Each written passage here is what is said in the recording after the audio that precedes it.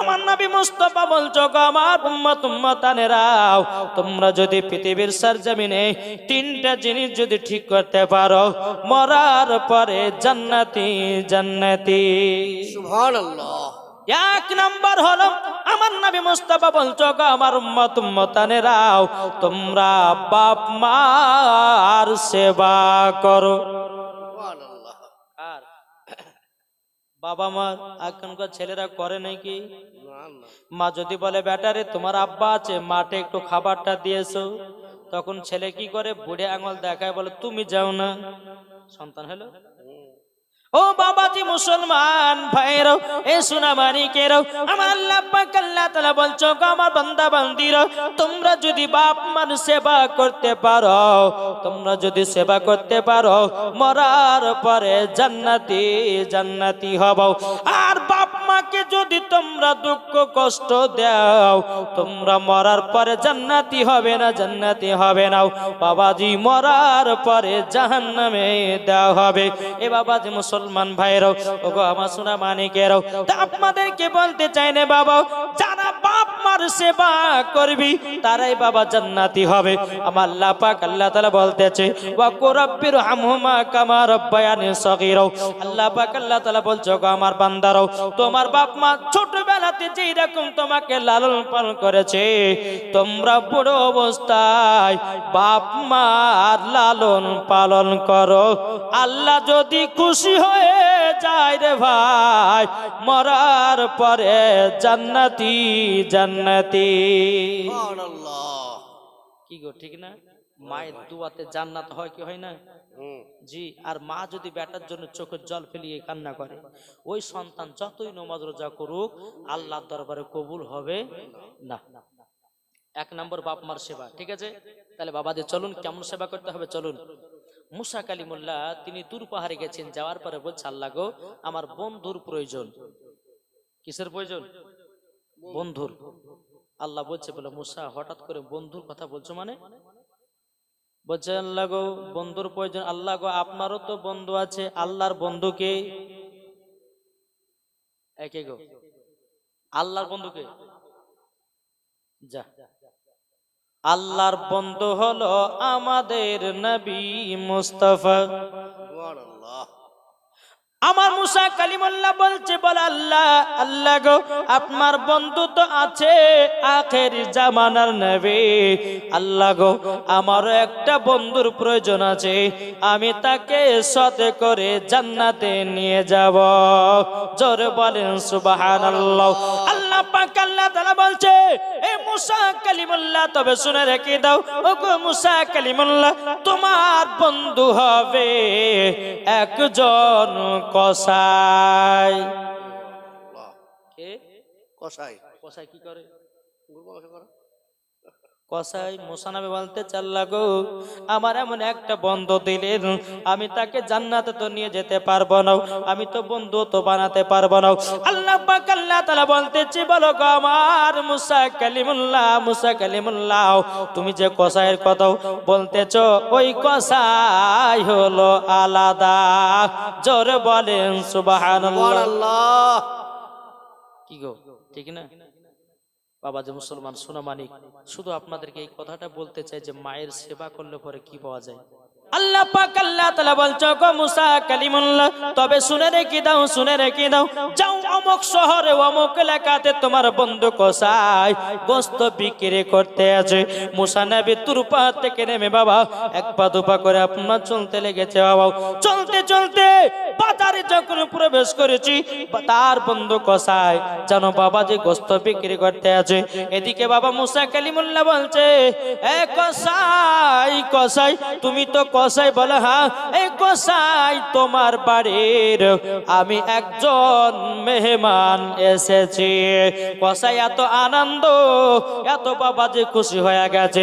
আপনার কসাই বলছে বলো গো আপনি আমার বাড়িতে মেহমান এসেছেন কেননা আমার নবী মুস্তাফা বলেছেন যার বাড়িতে একটা মেহমান যাবে বাবা যে মুসলমান একটা নয় দুটো নয় ৭৭টা মেহমানের খাবারের বরকত আল্লাহ পাক বাড়ায়া দেবে। জোরে বলেন না সুবহানাল্লাহ। মুসা কালিমুল্লাহ বাবাজি মুসলমান কসাইটাকে বলতেছে, এ কসাই তাইলে চলো তোমার বাড়িতে যাই। কসাই বাবা কি করেছেন বেরাদার ইসলাম, কিছু কলিজা নিয়েছে। কি নিয়েছে? কলিজা। কলিজা নেওয়ার পরে বাবা টুকটুক টুকটুক করে চলতে লেগেছে। চলতে চলতে বাবাজি কসাই যখন মুসা কালিমুল্লাহকে বাড়িতে যখন বাবা নিয়ে গেলেন, মুসা নবীকে একটা ঘরের ভিতরে সুন্দর একটা বিছানা দিলেন। বলছে হুজুর আপনি এই বিছানাতে আরাম করুন, আমি একটা কাজ করব, সেটা হলো জান্নাতি রাস্তা। মুসা নবী বলতেছে, বলো কসাই কসাই জান্নাতি রাস্তা মানে? তখন বলছে বলো হুজুর জান্নাতি রাস্তা মানে আমার আম্মা জানের সেবা করব, তারপরে আপনার খিদমত করব। জোরে বলেন সুবহানাল্লাহ। কিন্তু কসাই জানে না এটা মুসা নবী। কসাই জানে না যে এটা মুসা নবী। এই কসা ভাবছে যে আমার বাড়ি মেহমান এসেছেন, তার সম্মান করব। কিন্তু কসাই জানে যে এটা আল্লাহর নবী মুসা কালিমুল্লাহ, এটা কিন্তু কসাই জানে না। বেরাদার ইসলাম মুআদ্দাস সামানিকরাও, এ সোনা মানিকেরাও, যখন মুসা নবীকে ঘরের ভিতরে বাবা যখন আরাম করার জন্য বসতে দিয়েছে রে বাবা, এদিকে আপনার টুকটুক টুকটুক করে কসাই যায় মায়ের কাছে। মা জননী বিছানায় পেশাব করে রেখেছি, মা জননী বিছানায় পায়খানা করে দিয়েছি। কসাই বলছো গো মা জননী, মা আপনাকে আমি একটু গোসল করাইয়া দেব, আপনার বিছানা গেলে আমি চেঞ্জ করে দেব। ও গো মা জননী আপনার বিছানটা আমি পরিষ্কার করায় দেব। মা জননী চোখের পানি ঝরঝর করে পেরে বলছে, বেটা গোসাই গো, তোমার মতো বেটা যদি প্রত্যেকটা মুসলমানের ঘরে ঘরে হতো, কোনোদিন বাপ মা দুঃখ কষ্ট পেত না। জোরে বলেন সুবহানাল্লাহ। মার সেবা করলো, বাবাজি মায়ের বিছানা পরিষ্কার করলো। বেরাদার ইসলাম মুআদ্দাস সামানিকরাও, যে গোস্তের কলিজাগুলো নিয়ে এসেছিল বাবাজি কসাই নিজের হাতের কলিজা রান্না করেছে। রান্না করার পরে কসাইয়ের বিবি বলছে, স্বামী গো আমাকে দুটা কলিজা দেন। বলে হবে না। বিটিতে বলছে, আব্বা গো আমাকে দুটা কলিজা দেন। বেটাতে বলছে, আব্বা গো দুটা আমাকে কলিজা দেন। বলে হবে না, হবে না। কেন হবে না, কেন হবে না? কসাই বলতেছে, বলো গো আমার বেটা বেটি, তোমরা শুনে রেখে দাও, এই গোস্তটা রান্না করেছি, কলিজা রান্না করেছি শুধু আমার মায়ের জন্যে। জোরে বলেন না সুবহানাল্লাহ। এই বেটা বেটি ও আমার বিবি শুনে রেখে দাও, আমার মায়ের যখন খাওয়া হবে, যদি বাঁচে খাওয়াও, আর যদি না বাঁচে তাইলে পরে আর পাবে না। বাবাজি মুসলমান বাইরেও, এ সোনা মানিকেরাও, যখন বাবা গোস্তের কলিজাগুলো রান্না হয়ে গেছে, কসাই আপনার গোস্তগুলো আপনার কলিজা নিয়ে এসেছে। নিয়ে আসার পরে বলছো গো মা জননী, ও গো মা জননী আপনি নেন, নেবার পরে নেন কলিজাগুলো খাও। বেটাতে একটা একটা করে কলিজা মাকে মার মুখে আপনার দিয়ে দিতেছে।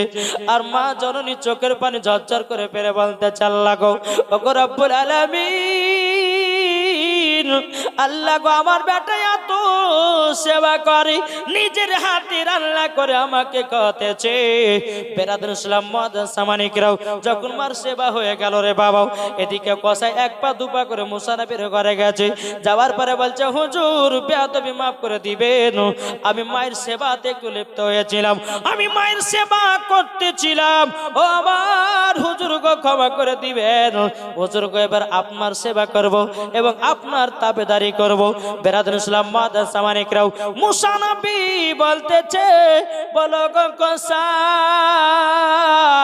তবে শুনে রেখে দাও, শুনে রেখে দাও, তুমি যে তোমার মায়ের সেবা করো, আচ্ছা বলো না তোমার মা জননী তোমার জন্য কি দোয়া করে? কসাই বলছে, বলে হুজুর গো আমার মায়ের যখন আমি সেবা করি, আমার মা জননী আমার জন্য দুটা দোয়া করে। দুটো দোয়া করে। বাবাজি মুসলমান বাইরেও, এ সোনা মানিকেরাও, মুসা নবী বলতেছি, বলো গো কসাই, কসাই তাইলে বলো না তোমার মা জননী দুটা কি দোয়া করে? কসাই বলছে, নবী গো আমার হুজুর আপনি শুনে রেখে দিন, আমার মা জননী এক নম্বর দোয়া করতো, আল্লাহ গো আমার বেটা কসাইকে আল্লাহ আপনি বড় লোক বানায়া দিও। ওগো হুজুর, আমাদের এলাকার ভিতরে আমি 1 নম্বর হলাম বড় লোক। জোরে বলেন না সুবহানাল্লাহ। এ বাবাজি মুসলমান ভাইরা, ওগো আমার সোনা মানিকেরাও, যখন বাবাজি কথা বলার পরে বাবাজি মুসা নবী বলছি, এ কসাই, 2 নম্বর তোমার মা কি দোয়া করতে বলো না? তখন কসাই বলছে, হুজুর গো, 2 নম্বর দোয়া মনে হয় কবুল আল্লাহর কাছে হবে না, আমার মনের আশা পূর্ণ হবে না। মুসা নবী বলছে বলে, কসাই একবার বলো না, বলো না। কসাই তখন বলছে, হুজুর, আমার মা যেন 2 নম্বর দোয়াটা করতো, আল্লাহর কাছে বলতো, আল্লাহ আল্লাহ আমার কসাই বেটাকে মুসা নবীর সঙ্গে জান্নাত বানায়া দিও, বন্ধুও বানায়া দিও। সুবহানাল্লাহ, সুবহানাল্লাহ। বলে এই দোয়া করেছে তোমার মা? বলে হ্যাঁ।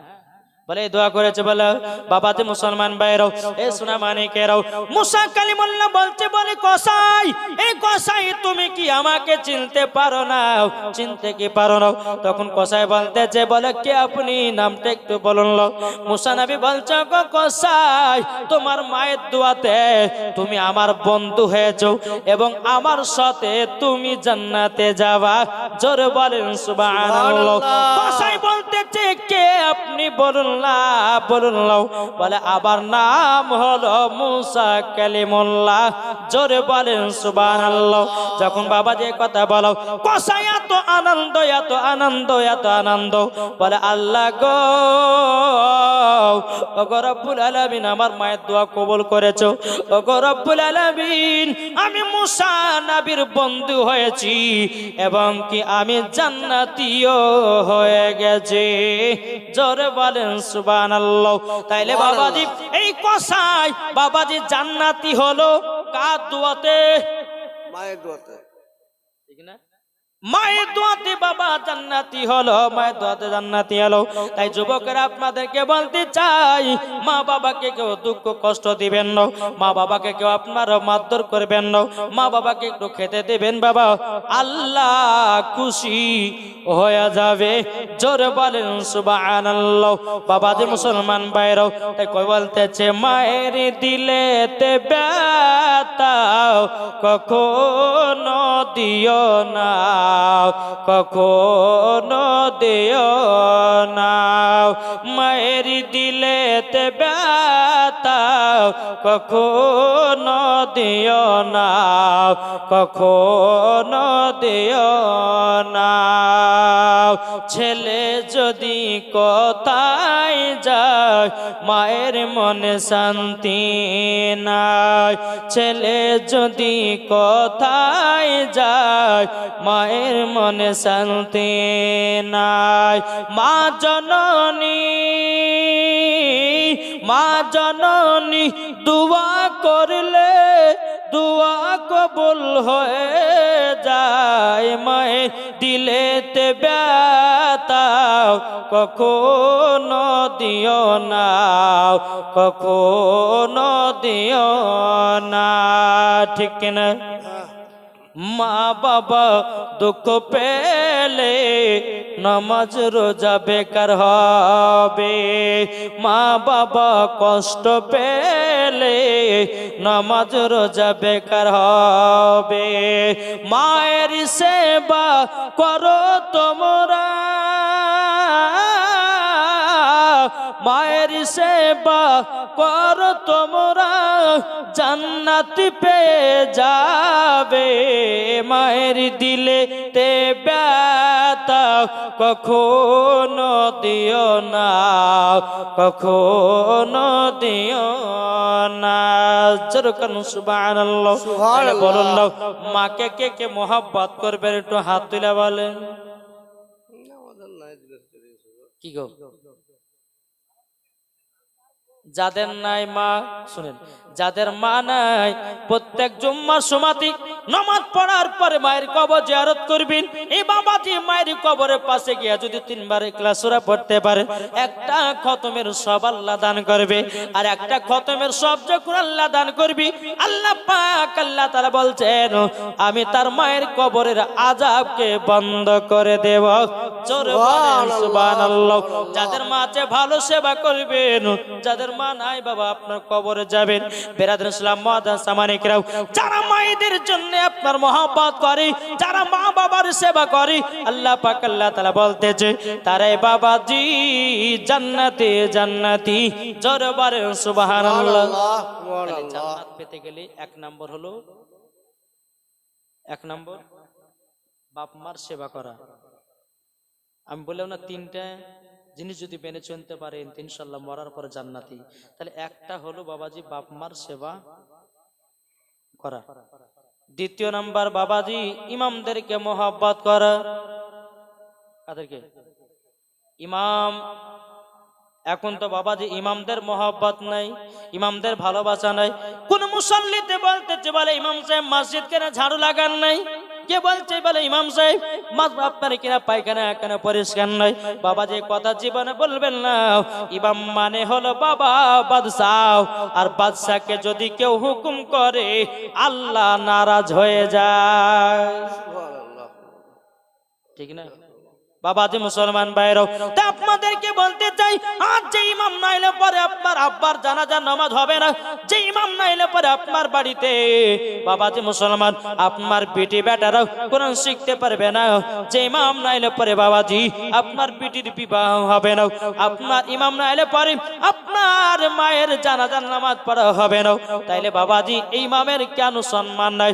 আবার কিছু কিছু মুসল্লিরা বলে যার নাই গতি সেই করে মতি, ওর কান পট্টিতে একটা চর মারতে হবে।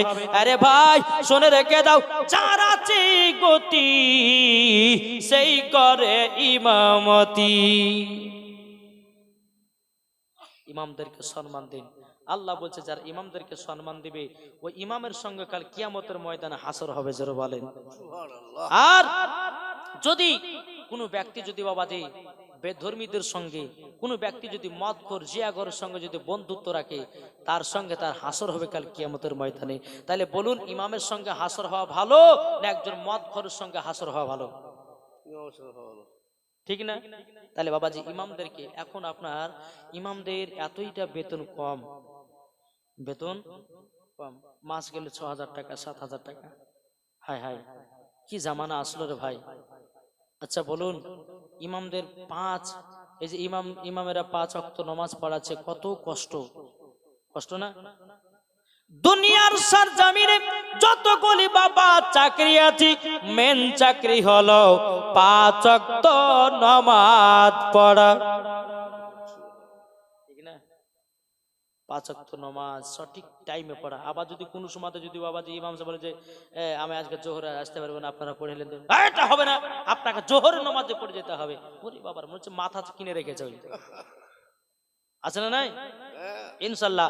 তাই বাবাজি ইমামদের সঙ্গে কেউ বেয়াদবি করবেন না, আর ইমামদের একটু বেতন বাড়াবার চেষ্টা করবেন।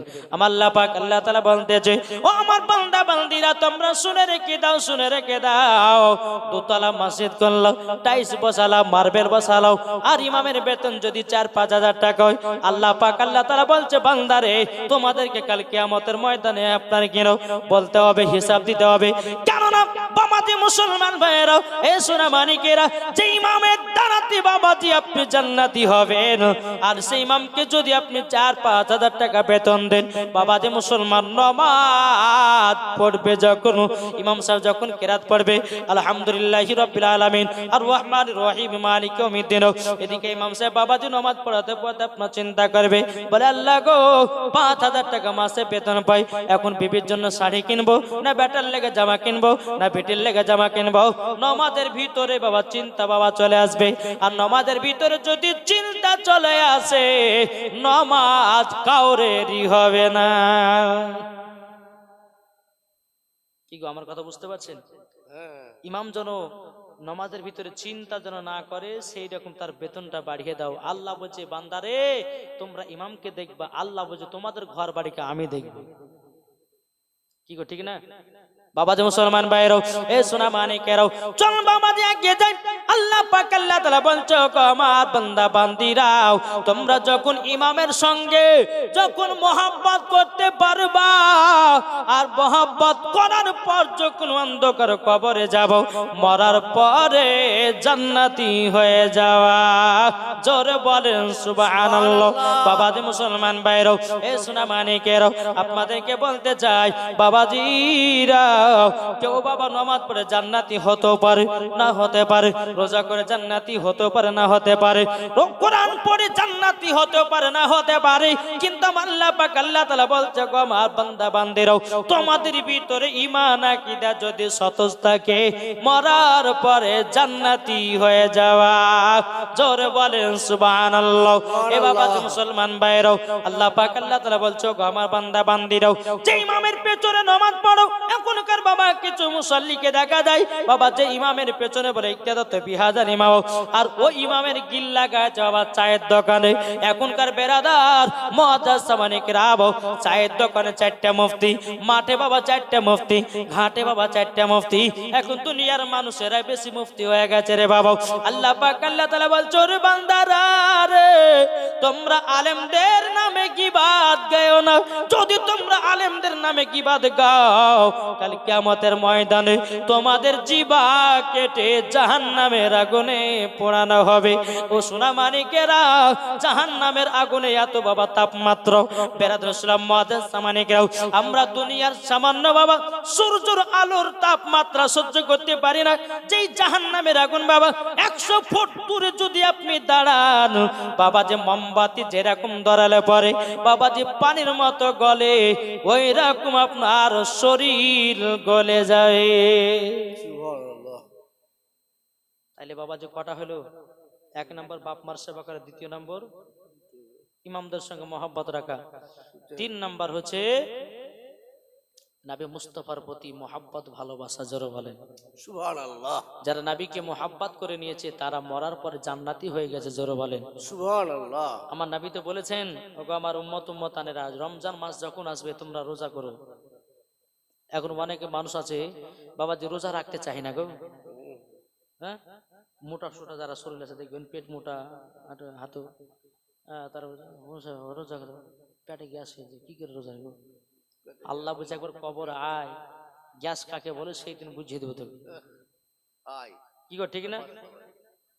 আর কিছু কিছু মা বোনেরা আছে, কোনো বাচ্চা ছেলে যদি বলে, 8 থেকে 9 বছরের বাচ্চা যদি বলে, মা আজকে আমাকে সেহরি খেতে উঠাই, তোমার আমি রোজা করবো না। বেটা বেটা, তোমার শরীর গলে যাবে, তোমার শরীর খারাপ হয়ে যাবে, রোজা করতে হবে না, বহু পড়ে আছে রোজা করার লেগে। না মা, কখনো মানা করবেন না, বাচ্চাদেরকে উঠাবেন, অভ্যাস করাবেন, রোজা রাখা করাবেন। বেরাদর ইসলাম মুআজ্জাজ সামানিক রাম, দেখবেন ওই বাচ্চাটা যখন বড় হবে সেই তখন রোজাদার হয়ে যাবে। জোরে বলেন সুবহানাল্লাহ। আসুন আমি পবিত্র রমজান মাসের কিছু ওয়াজ আপনাদের সম্মুখে আমি বলবো, একটু আপনাদেরকে শুনতে হবে মন ভরে প্রাণ খুলে। ইনশাআল্লাহ যদি ভালো লাগে সুবহানাল্লাহ চলবে। আর একবার মদিনার দিকে দিলটি লাগিয়ে ঝুমঝুম আদের দূর পড়ুন, আল্লাহুম্মা সাল্লি আলা সাইয়্যিদিনা মাওলানা মুহাম্মদ ওয়া আলে সাইয়্যিদিনা মাওলানা মুহাম্মদ। কে যাও ভাই নবীজির কাছে, জোর হবে না, সুবহানাল্লাহ। কে যাও ভাই নবীজির কাছে, এই পাগলের আরজি আছে, আমার সালাম পৌঁছে দিও। এ গরিবের কি বা করার আছে মাওলা গো, এ গরিবের কি বা করার আছে। কে যাও ভাই নবীজির কাছে, এই পাগলের আরজি আছে, আমার সালাম পৌঁছে দিও। এ গরিবের কি বা করার আছে মাওলা গো, এ গরিবের কি বা করার আছে। টাকা করি নাই আমার, শখ জেগেছে মদিনা যাওয়ার, মনের দোয়া কবুল করো। এ গরিবের কি বা করার আছে মাওলা গো এ গরিবের কি বা করার আছে জোরে কানুন সুবহানাল্লাহ।